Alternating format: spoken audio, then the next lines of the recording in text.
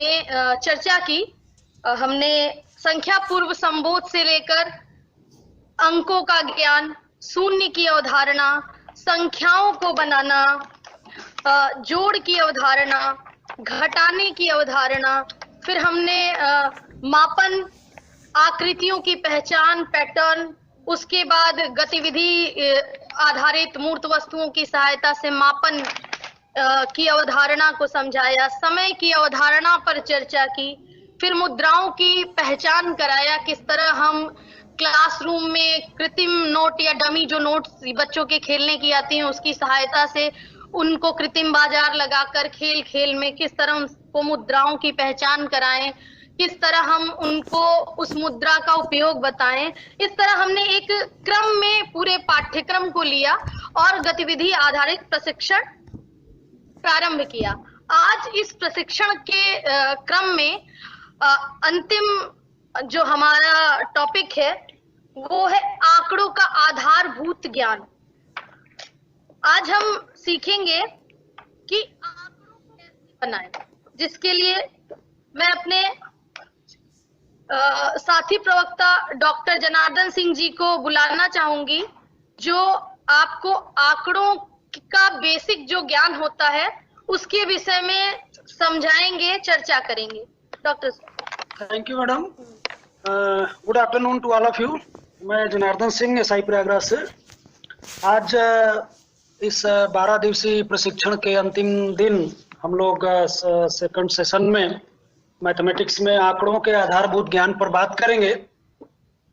अगर थोड़ा सा चर्चा किया जाए, इसके बारे में बैकग्राउंड की बात की जाए, तो अगर हम आंकड़ों के बारे में हमें जानकारी ना हो या आंकड़े क्यों संग्रह किए जाते हैं, आंकड़ों का परिभाषा क्या होती है, फिर आंकड़ों की प्रोसेसिंग किस तरीके से करते हैं, अभिलेखन किस तरीके से करते हैं, संकलन किस तरीके से करते हैं, उस पर चर्चा करने से पूर्व थोड़ा सा हमें अपने माइंड में ये बात सोचनी होगी कि आखिर आंकड़ों को जानने की हमें आवश्यकता ही क्यों है।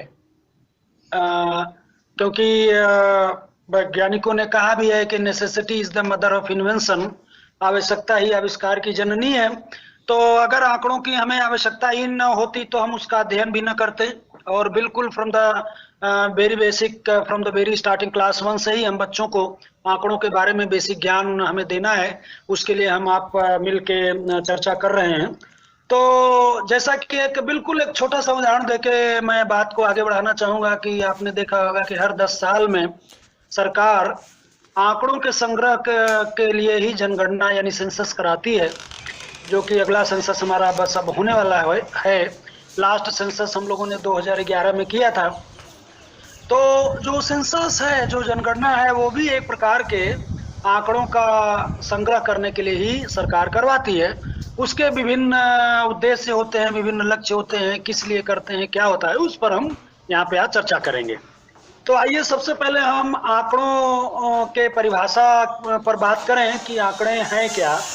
तो आंकड़े संख्याओं के वे समूह हैं जो कुछ सूचनाएं देने के लिए एकत्रित किए जाते हैं, या जो कुछ सूचनाएं प्राप्त करने के लिए एकत्रित किए जाते हैं। मतलब इसी तरीके से रेंडमली नहीं कि जो भी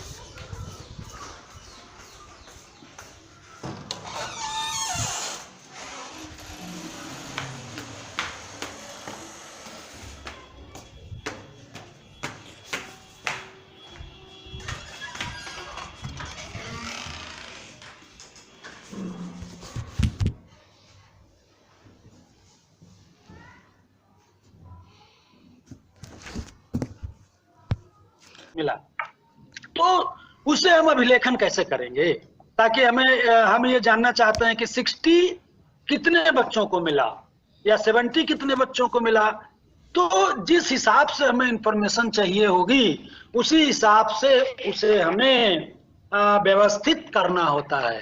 तो हमने इसको अपने अनुसार व्यवस्थित किया है इस तरीके से, कॉलम वाइज हमने लिया। पहले कॉलम में हमने मार्क्स लिखा, दूसरे कॉलम में उसकी मिलान चिन्ह लास्ट कॉलम में बारंबारता है। और चूंकि हमें बच्चों तक लेके जाना है तो यहाँ पे हम मिलान चिन्ह को भी हमने इंट्रोड्यूस किया है। मिलान चिन्ह क्या है? मिलान चिन्ह में कोई सिंबल आप बना सकते हैं, डॉट रख सकते हैं, कोई लाइन खींच सकते हैं, या कुछ भी सिंबल आप बना सकते हैं। लेकिन चूंकि हमें आगे भी क्लासेस को लेके जाना है, 1 के बाद 2, 2 के बाद 3, फिलहाल अभी हम 1 के लेवल पर हैं, तो उसमें हम मिलान चिन्ह को भी इस तरीके से करते हैं कि 4 वर्टिकल लाइनें खींचते हैं, फिर एक 5वीं लाइन जब आती है, जब 5वां चिन्ह आता है तो उसको डायगोनली जो है, मेन डायगोनली उसको क्रॉस कर लेते हैं। तो वो बात की बात है। लेकिन तो मान लीजिए 60, जब हमने देखा कि 60 मार्क्स कितने पार्टिसिपेंट्स को, कितने प्रतिभागियों को मिले हैं, तो हमने देखा कि 6 प्रतिभागियों को 60 मार्क्स मिले हैं, 74 को मिले हैं, 80 मार्क्स जो है 8 को मिले हैं, और 90 मार्क्स केवल 2 को मिले हैं, तो 20 में से। तो उसको जब हम कैसे रिप्रेजेंट करते हैं, तो ये एक तरीका रहा कि हमें कौन सी सूचना चाहिए होती है, उसी के अकॉर्डिंग उसको हमें रीअरेंज करने की आवश्यकता होती है। तो हमने रीअरेंज कर लिया। मिलान चिन्ह इसको कहते हैं कि जैसे मान लीजिए कि 6 चिन्ह हमें बनाने हैं, तो 1, 2, 3, 4 को खड़ी लाइनों के द्वारा लिखेंगे, और जैसे ही 5वां चिन्ह बनाने की जरूरत पड़ी तो उसको डायगोनली क्रॉस करेंगे, तो वो इंडिकेट करता है कि ये 5 हो गया। फिर 6वें के लिए एक अलग से ऊपर अलग से बगल में बना दिया। इसी तरीके से 4 है तो 4 में तो 1, 2, 3, 4 ही कर दिया, 4 खड़ी लाइनें। और अगर 8 बनाने की जरूरत पड़ी, जैसा कि आपको स्क्रीन पे दिख रहा होगा कि 4 खड़ी बना है, एक उसको डायगोनली क्रॉस किया तो 5 हो गया, और 3 बचे तो 3 अलग से बना दिया। इस तरीके से आपने भी देखा होगा, इस तरीके से आपने बच्चों को कराया होगा।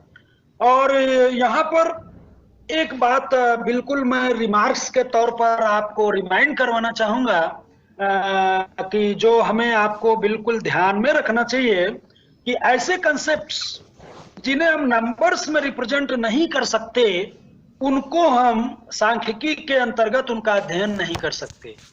फिर से मैं एक बार इस बात को रिपीट कर रहा हूं कि जो तथ्य संख्याओं में व्यक्त नहीं किए जा सकते, उनका अध्ययन, चूंकि अभी तो शुरू में इसका नाम हमने दिया है आंकड़ों का आधारभूत ज्ञान, लेकिन आंकड़ों का जो अध्ययन है हम आगे चलकर सांख्यिकी के अंतर्गत करते हैं। जब बहुत सारे चीजें हो जाती हैं इसमें, तो उसको एक अलग विषय के रूप में मान्यता दी जाती है, जिससे हम लोग स्टेट्स या स्टेटिस्टिक्स बोलते हैं। और आंकड़ों का अध्ययन बिल्कुल बेसिक रूप से हम सांख्यिकी के अंतर्गत करते हैं। तो वही बताना मैं चाहूंगा कि जो तथ्य संख्याओं में व्यक्त नहीं किए जा सकते, उनका अध्ययन सांख्यिकी के अंतर्गत नहीं किया जा सकता। जैसे कैसे कंसेप्ट? जैसे ऑनेस्टी यानी ईमानदारी, ईमानदारी को आप संख्या में व्यक्त नहीं कर सकते हैं। मित्रता, फ्रेंडशिप, फ्रेंडशिप को भी आप संख्या के रूप में रिप्रेजेंट नहीं कर सकते। कैरेक्टर, कैरेक्टर को भी आप संख्या के रूप में रिप्रेजेंट नहीं कर सकते। तो ऐसे कंसेप्ट्स का अध्ययन, ऐसे कंसेप्ट्स की स्टडी हम स्टैटिस्टिक्स के अंतर्गत नहीं कर सकते हैं। और दूसरा बात ये आपको याद रखना चाहिए कि आंकड़े परिवर्तनशील होते हैं, आंकड़े बदलते रहते हैं। जैसे कि अगला सेंसस आएगा, आंकड़े बदल जाएंगे। टेम्परेचर का ये वेरी करेगा। और आंकड़े सदैव समूह में एकत्रित किए जाते हैं, तथा तीसरा नंबर, आंकड़े सदैव संख्यात्मक राशि में होते हैं। ये आंकड़ों की आप विशेषताएं समझ लीजिए कि फिर आंकड़े परिवर्तनशील होते हैं, आंकड़े सदैव हम समूह में ही एकत्रित किए जाते हैं, और आंकड़े सदैव संख्यात्मक राशि में होते हैं। अब आंकड़ों के प्रकार, मोटा मोटी तौर पर आंकड़े 2 प्रकार के होते हैं, प्राइमरी और सेकेंडरी। प्राइमरी क्या है, मैं जल्दी से रिपीट करना चाहूंगा, रिकॉल करना चाहूंगा। प्राइमरी आंकड़े वे होते हैं जब आप स्वयं इसको इकट्ठा करते हैं किसी उद्देश्य के लिए। और द्वितीय क्या होता है कि जब आप पहले से इकट्ठा किए हुए आंकड़े को अपने लिए यूज करते हैं। जैसे आप एज ए रिसर्चर अगर आप फील्ड में जाके आंकड़े कलेक्ट करें तो प्राइमरी डाटा हो गया, या आप पत्र पत्रिकाओं किताबों से अगर कोई डाटा लेते हैं अपने अध्ययन के लिए तो सेकेंडरी आंकड़े, सेकेंडरी डाटा हो गया।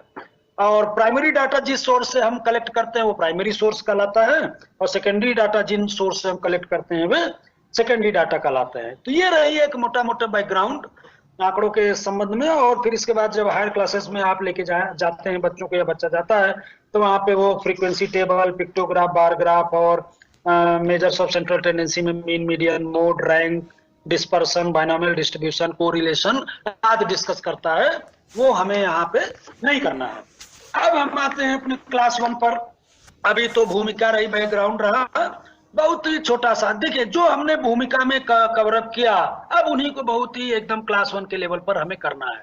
आंकड़ों का उपयोग किसी संकेत या चिन्हों की सहायता द्वारा दी गई सूचना को स्पष्ट करने का एक साधन है।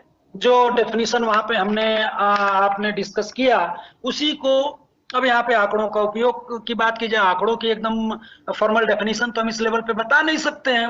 आंकड़ों का डेफिनेशन हमने कहा कि आंकड़े संख्याओं के वे समूह हैं जो देने के लिए एकत्रित किए जाते हैं। तो उसी को सरल भाषा में यहाँ लिखा गया है कि आंकड़ों का उपयोग किसी संकेत या चिन्हों की सहायता से, अब वो संकेत चिन्ह कुछ भी हो सकते हैं, आप लाइनें ले सकते हैं, डॉट ले सकते हैं, या कोई भी सिंबल बना सकते हैं, कोई डॉल बना सकते हैं। जैसे मान लीजिए कि 25 वस्तुओं को रिप्रेजेंट करना है तो आप 5 डॉल बना दीजिए और नीचे रिमार्क में लगा दीजिए कि 1 डॉल इज इक्वल टू, जैसे मान लीजिए कि 25 सेब व्यक्त करना है तो 5 डॉल बना दीजिए और नीचे लिख दीजिए 1 doll is equal to 5 apples, 1 doll बराबर 5 सेब। तो बच्चों से करवाएंगे तो उसी पर हम धीरे धीरे आ रहे हैं। और उद्देश्य हमारा क्या है कि बच्चों को आंकड़ों के बारे में कुछ आधारभूत हम जानकारी प्रदान कर पाए। तो जब हमें आंकड़ों के संबंध में, जब हमारे पास आंकड़ों का एक ब्रॉड सेंस होगा तो हम बच्चों को कुछ फंडामेंटल इंफॉर्मेशन दे पाएंगे।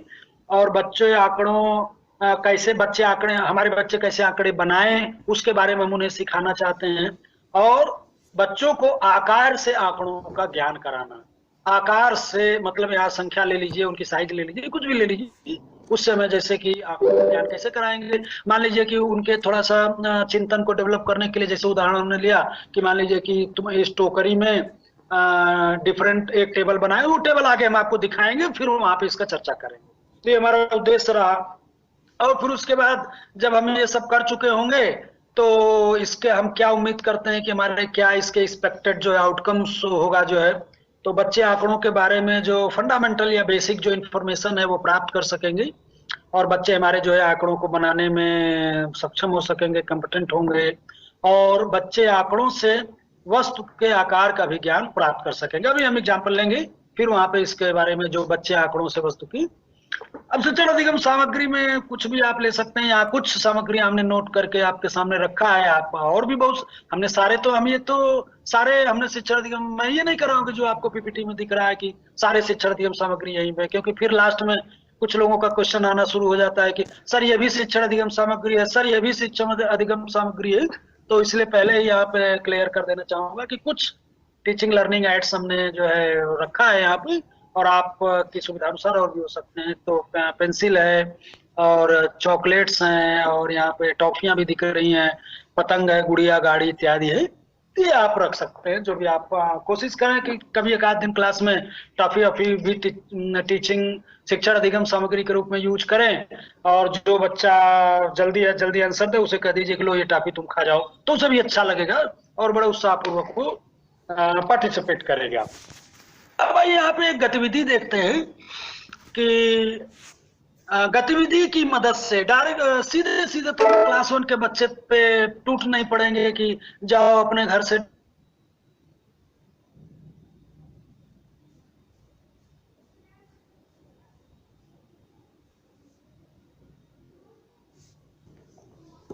भाई बहनों की लंबाइयां नाप के ले आओ, तो वो शायद न्याय नहीं होगा।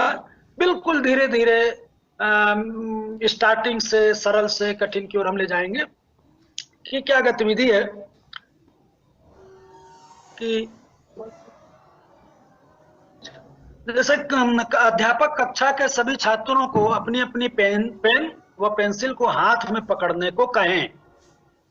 जब सभी बच्चे अपनी अपनी कलम व पेंसिल को हाथ में ले लेते हैं तो अध्यापक पुनः एक बच्चे से सभी की भिन्न भिन्न लंबाई की कलम व पेंसिल को सूचीबद्ध करने को कही। अब देखिए यहाँ पे बिल्कुल शुरुआत से हम कहें कि जिसकी बराबर है किसकी अलग है, लिखो नाम।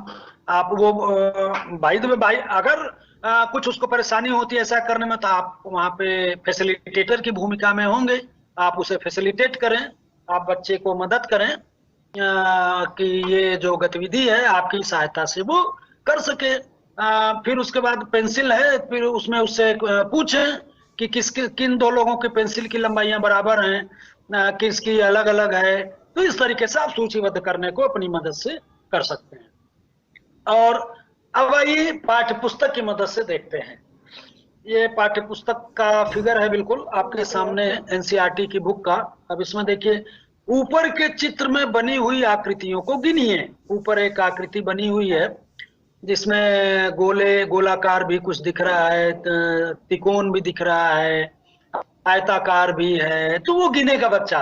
तो अब आप ध्यान से देखिए कि कहीं ना कहीं उसे हम डाटा कलेक्शन की ओर ले जा रहे हैं, बिल्कुल एकदम बेसिक से डाटा कलेक्शन की ओर। तो वो गिन के बताएगा कि चौकोर आकार के कितने हो गए, गोल आकार की कितनी हो गई, त्रिकोण। और यही हमने ऊपर जब मैं इसकी भूमिका में चर्चा कर रहा था तो यही हमने चर्चा किया था कि 60 नंबर कितने प्रतिभागियों द्वारा प्राप्त किया गया, 70 नंबर कितने प्रतिभागियों द्वारा प्राप्त किया गया, 80 नंबर और 90 नंबर कितने प्रतिभागियों द्वारा प्राप्त किया गया। तो उसी को यहाँ से कोरिलेट कर रहे हैं। तो वहां पे चूंकि मार्क्स था और इंटरव्यू था, तो ये हमारे आपके लेवल की चर्चा थी, लेकिन यहाँ पर बच्चे को मार्क्स और इंटरव्यू के पर न ले जा करके एक सिंपल सा साधारण सा चित्र दिखा करके उससे ये पूछा जा सकता है कि गिन के बताओ इसमें त्रिकोण आकृतियां कितनी हैं, इसमें गोल आकृतियां गोलाकार आकृतियां कितनी हैं, चौकोर आकृतियां कितनी हैं। तो वो लिख के भी बताएगा, या अगर लिखने में तो कुछ अपने आप को असुविधा महसूस कर रहा है तो आप मदद करें, ओरली भी गिन के बता सकता है। ठीक है, एक दो कम ज्यादा हो सकते हैं, तो ये इट डजंट मैटर, लेकिन कम से कम मेरा जो टारगेट है वो ये है कि he oblique C will be able to bifurcate the shapes, which one is triangular, which one is circular, any other shapes। तो वो ये सक्षम होगा कि सर गोल आकार 1 2 3 4 5 इतने हो गए, और त्रिकोण आकार की इतनी हो गई, और चौकोर आकार की इतनी हो गई। फिर उसके बाद उससे नीचे आकृतियों के नाम लिखिए जो सबसे अधिक बार। देखिए फिर वही चीज आ गई कि डाटा कलेक्शन की ओर धीरे धीरे हम ले जा रहे हैं। उससे हम ये कहें कि कौन सी आकृति सबसे अधिक बार आई, कितनी बार आई उससे मतलब नहीं है। तो कहीं ना कहीं फिर उसको कम ज्यादा का भी, और जो 1 2 3 4 जो हमने करेगा कि कौन सबसे अधिक बार आई है वो भी लिखने में सक्षम होगा, कौन सबसे कम बार आई है उससे आप लिखवाइए। तो इस तरीके से धीरे धीरे करके उसे हम बिल्कुल बिगिनिंग स्टेज पर अभी हम यहाँ पे आंकड़ों के जो आधारभूत ज्ञान देते हुए आगे की ओर ले जा सकते हैं।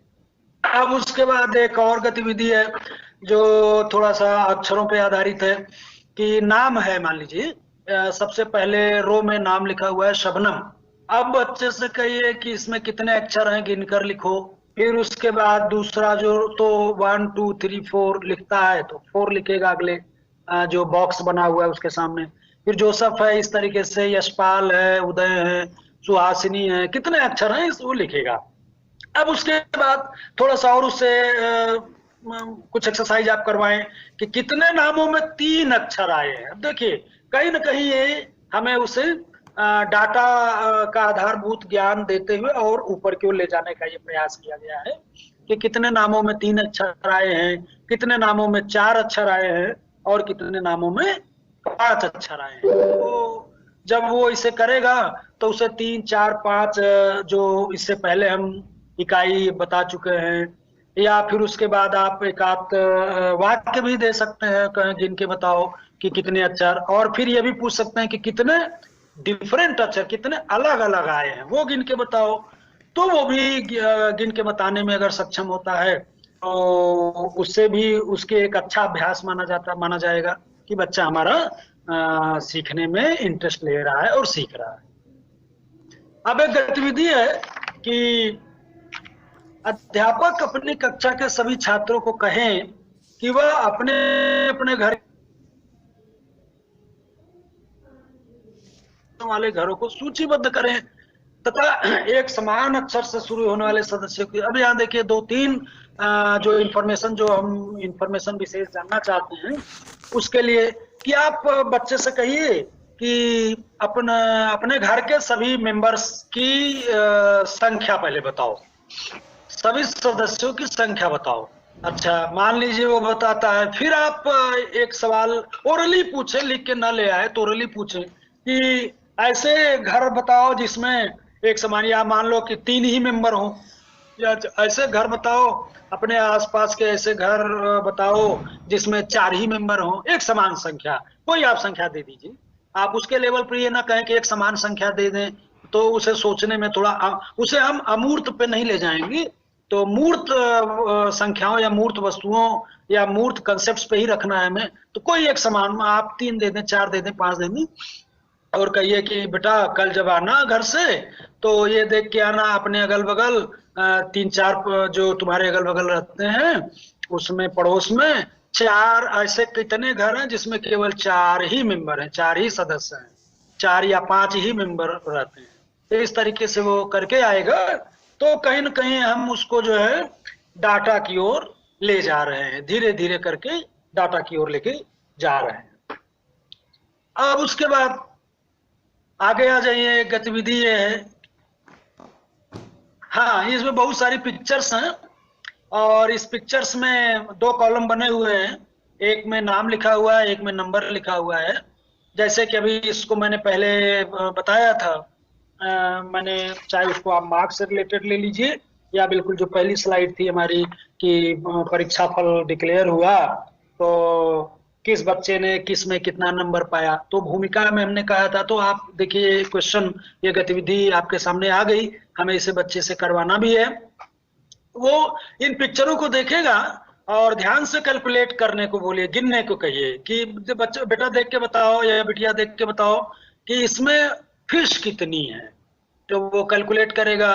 हो सकता है थोड़ी पिक्चर क्वालिटी उसे न समझ में आ रही हो या वो आइडेंटिफाई करने में थोड़ा परेशानी का महसूस हो रहा हो, तो आप वहाँ फैसिलिटेटर की भूमिका में रहेंगे, आप वहाँ मार्गदर्शक और सहयोगी की भूमिका में रहेंगे। आप उसे थोड़ा हेल्प करिए कि बेटा ये मछली है, ये मछली है, तो गिनो कितने हो गए, गिनेगा 4 हो गए, 5 हो गए, 6 हो गए, तो लिखो बेटा दाहिने साइड में, तो 5 लिखता है, 6 लिखता है, जितने भी है उसको लिखता है।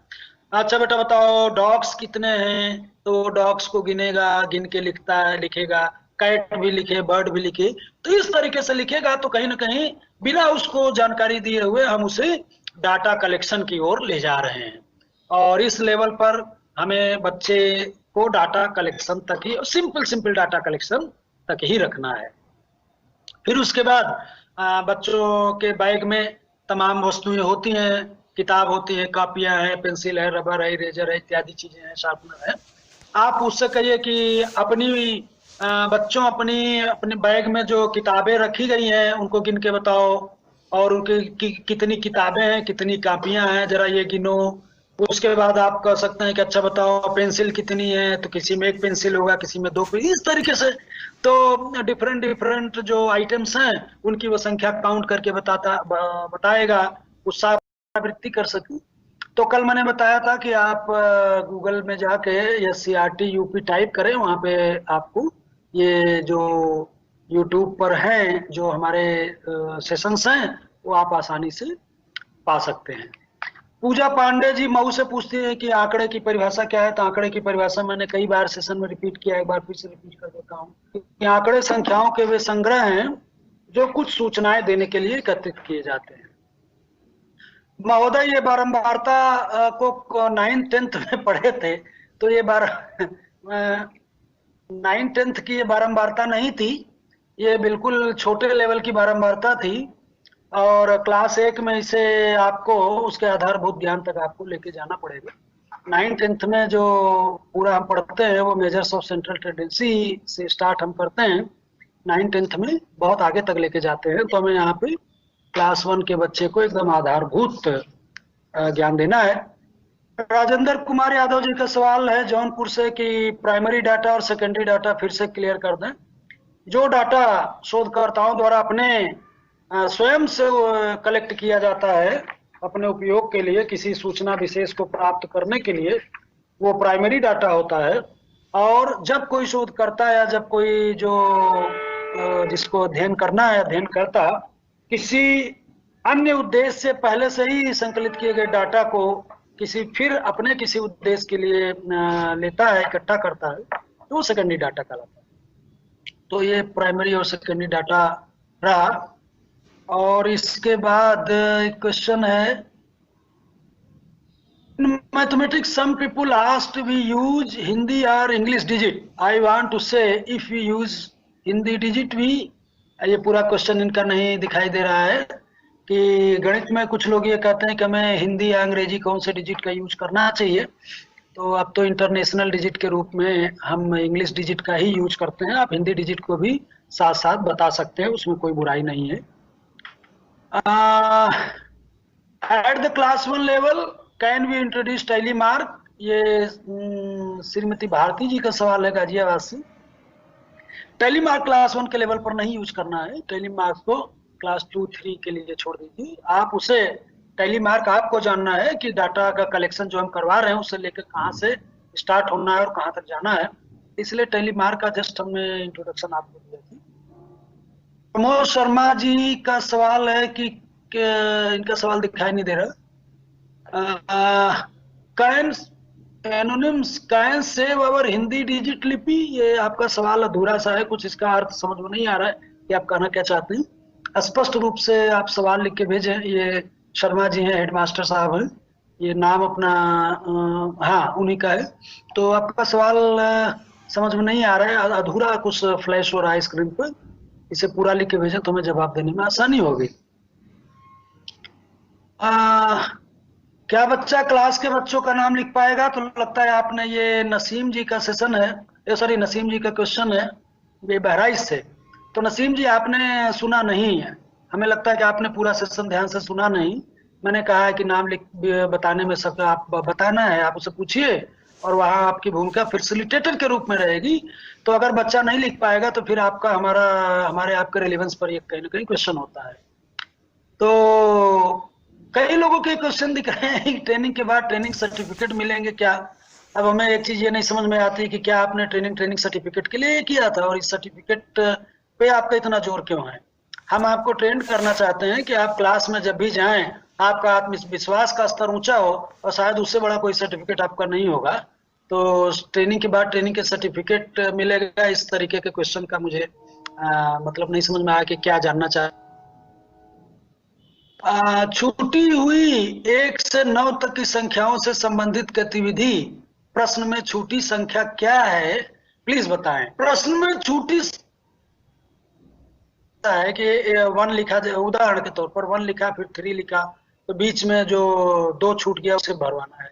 तो छूटी हुई या स्पेसिफिक क्वेश्चन आप दें तो उसमें क्या पूछना चाह रहा है, लेकिन छूटी हुई संख्या का हमारा आशय क्लास 1 तक यही है कि 2 संख्याओं के बीच में कौन सी संख्या छूटी है, या किसी पैटर्न विशेष के अनुसार अगर वो संख्या चेंज हो रही है तो उसमें जो छूटा हुआ है, मिसिंग है, उसको हम कहेंगे।